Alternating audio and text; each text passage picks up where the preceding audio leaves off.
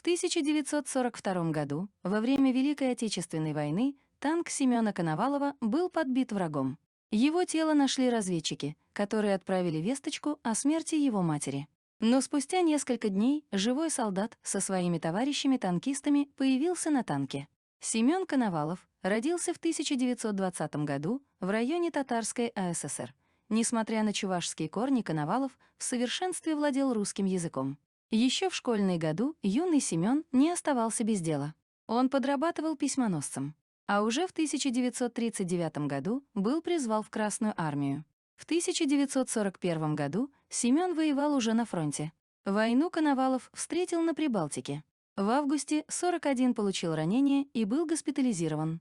Затем он отправился в Архангельск. Юный танкист готовил сослуживцев к выполнению боевых задач. Весь сначала он был инструктором. Коновал неоднократно просился на передовую и, наконец, добился своего. В 1942 году Семён Коновалов был назначен командиром взвода.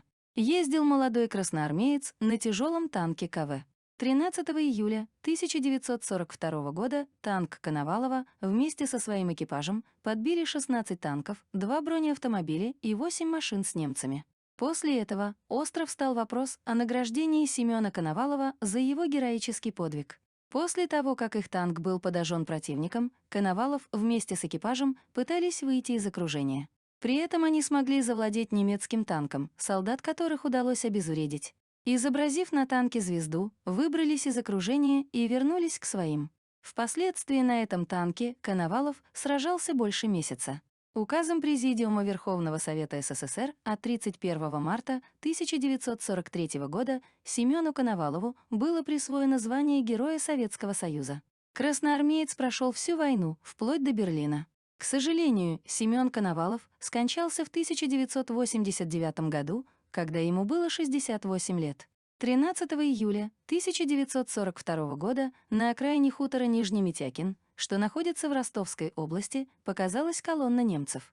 3 танка и несколько мотоциклов двигались прямо по дороге. Действовали фашисты нахально, ведь советские войска отступили под натиском их мощи, и поэтому они не ожидали здесь встретить какого-либо сопротивления.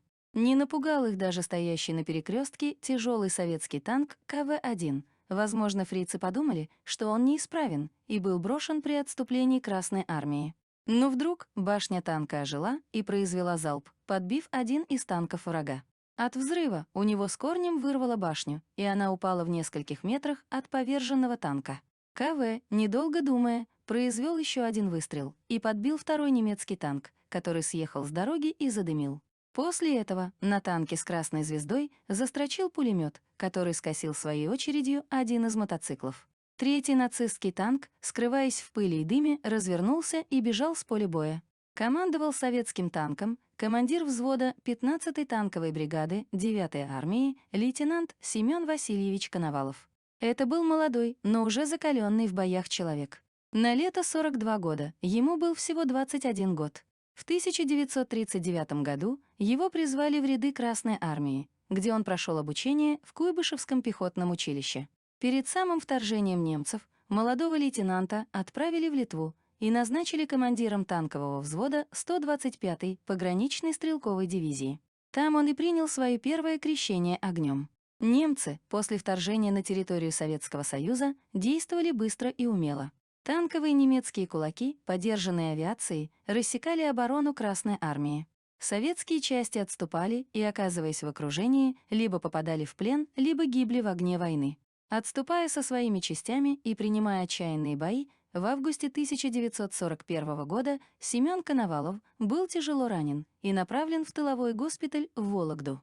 В конце октября его выписали и на время реабилитации направили в Архангельск, где он служил инструктором по подготовке молодых бойцов. На фронт его вернули в апреле 1942 года. В это время началась битва за Кавказ. Немцы прорвали советский фронт под Харьковом. Их целями были бакинские нефтепромыслы и по возможности захватить Сталинград, важнейший транспортный узел и крупный центр военной промышленности. Советские войска к началу немецкой операции не успели принять необходимое пополнение и закрепиться на занятых рубежах. Поэтому после прорыва немцев с целью предотвратить окружение частей Красной армии советские войска стали отступать на новые рубежи. 15-я танковая бригада, в которой служил экипаж Семёна Коновалова, вела тяжелые бои с наступающим врагом, и к 13 июля во взводе Коновалова остался всего лишь один танк, его собственный, да и тот был изрядно потрепан в боях. Экипаж танка из-за поломки своей машины вынужден был отстать от основных частей, а после починки танкисты решили не догонять советские соединения и принять бой с наступающим врагом, тем самым выиграв время для своих войск. После боя на перекрестке Коновалов приказал оборудовать несколько огневых точек, сам танк экипаж замаскировал и стал ждать врага. Танкистов было 7 человек, и они для своей засады выбрали самое удачное место в лощине, поросшей кустарником. Вражеская техника у них была как на ладони, а обойти советский танк немцы не могли. Примерно через час появились основные силы врага. Гул десятков моторов известил о приближении надвигающейся угрозы. Серые башни танков блестели на июльском солнце. В состав колонны также входили броневики и автомашины с пехотой. Подпустив колонну поближе, танкисты Коновалова открыли огонь. Первыми выстрелами они вывели из строя 2 головных танка, а потом равномерно стали расстреливать колонну врага. Немецкая техника рассредоточилась, а солдаты десантировались с машин. Вражеские танки открыли ответный огонь, но из-за хорошей маскировки советский танк невозможно было обнаружить. Немцы подумали, что с ними воюет советская артиллерия, и они отступили. Перегруппировавшись, немцы снова пошли в бой. Танкисты Коновалова сменили позицию, и снаряды во врага летели уже с другой стороны. Коновалов приказал полить местность вокруг танка водой, чтобы пыль от залпов не выдала их местоположение. Немцы пустили вперед средние танки «Панзер-4», которые прикрывались самоходками и более легкими танками. Советский экипаж открыл огонь, и до того момента, как был обнаружен, успел сжечь 6 вражеских танков. После, маневрируя между холмами, КВ продолжал вести бой до тех пор, пока фашисты не смогли сбить гусеницы советской машины. Ну и дальше экипаж КВ продолжил сражение, отстреливая технику врага и подавляя живую силу противника из пулемета. Тяжелая броня КВ была неуязвимой против пушек немецких танков и самоходок, которые от выстрелов нашего танка горели один за другим. Уничтожить советский танк нацисты смогли только тогда, когда подтянули 2 крупнокалиберные пушки. Они-то и расстреляли советский танк прямой наводкой. Танкисты Коновалова к тому времени уже израсходовали весь свой боезапас. Этот бой шел до темноты, и немцы, уничтожив советский танк, не решились наступать дальше и отступили до следующего дня. Советский танк КВ-1, на котором сражался наш экипаж, отличался повышенной броней. С началом войны эти танки ввергали противника в шок. Пробивались они только с близкого расстояния, да и то в основном только крупнокалиберной артиллерией. Эти танки в первые дни войны создали много хлопот нацистским войскам, замедляя их продвижение к Москве.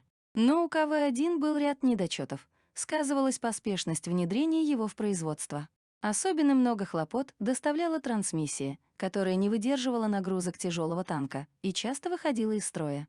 И если в открытом бою КВ действительно не имел себе равных, то в условиях отступления многие танки этой модификации даже с мелкими поломками приходилось бросать или уничтожать. Чинить или эвакуировать их не было никакой возможности. Также большинство этих танков было брошено по причине израсходования экипажем снарядов и топливного голода, когда немцы своими умелыми действиями отрезали танковые соединения от советского тыла. На следующий день, 14 июля, в хутор Нижний Митякин были посланы советские разведчики для того, чтобы установить судьбу экипажа.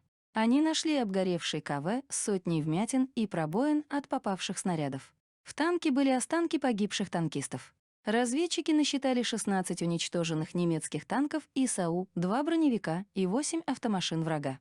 Они переговорили с местными жителями, видевшими некоторые детали боя, и обо всем доложили своему начальству. Лейтенанта Коновалова представили к высшему военному званию Героя Советского Союза посмертно. Но история этого подвига на этом не окончилась.